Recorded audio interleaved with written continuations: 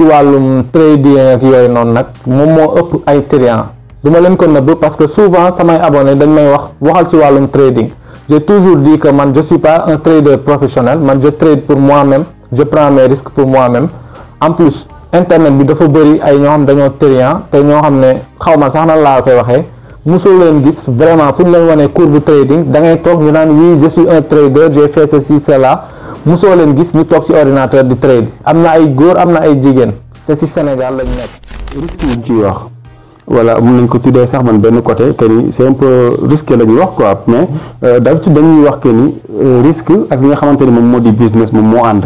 Donc loolu lan nga ñu ci mën a wax parce que d'habitude dangay gis que ni da ngay taxaw ak nit bëgg naa dugg ci li nga xamante ne moom moo di commerce mais li mu lay wax mooy que ni ren il faut que ngay jël ay risques. Bon man nag pour man toujours comme dama koy wax même dernière vidéo bi ma def sax wax naa ko ci. Man business sans risque man yaakaar naa ni du business parce que business moom boo mënti gis bépp nit bu mu taxawal même jaay ay xar dafa am risque jaay ay ginaar dafa am risque loo mënti gis dafa am risque mun nga commander ay produits ay dàll produits yi du nekk dàll yu baax. Donc business moom sans risque mënul ñàkk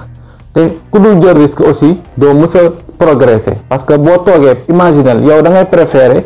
toog chaque jour naan su ma yëgoon def wala au moins nga essayer une fois ci sa dund yow lan nga ci préférer yow miy seetaan vidéo bi donc man yaakaar naa ni yow directement da ngay préférer jël risque pour autant que nga toog toujours une vie sans pour autant tester ngay rëccu naan su ma yëgoon man yaakaar naa nit ki ak loo mënti mel. Essayel boo yoree benn 100 000 francs lancer sa business ak domaine bu mu mënti doon souvent aussi nit ñi dañuy am problème di lancer ay business ak yooyu noonu mais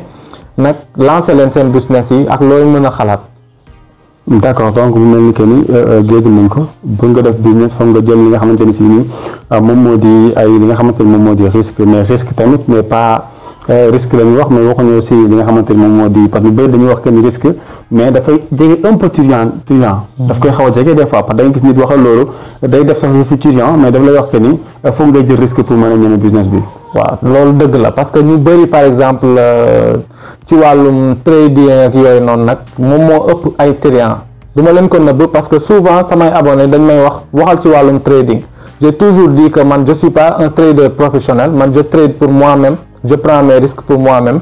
En plus internet bi dafa bëri ay ñoo xam dañoo triant te ñoo xam ne xaw ma sax nan laa koy waxee mosoo leen gis vraiment fu ñu leen wanee cours bu trading da ngay toog ñu naan oui je suis un trader j'ai fait ceci cela mosoo leen gis ñu toog ci ordinateur di trade. Am na ay góor am na ay jigéen te ci Sénégal lañ nekk juste ay wane leen une vie de rêve du ma wax ni nag c'est tout le monde mais la plupart c'est comme ça ba pare topp leen naa leen oui prenez des risques ceci c'est ça.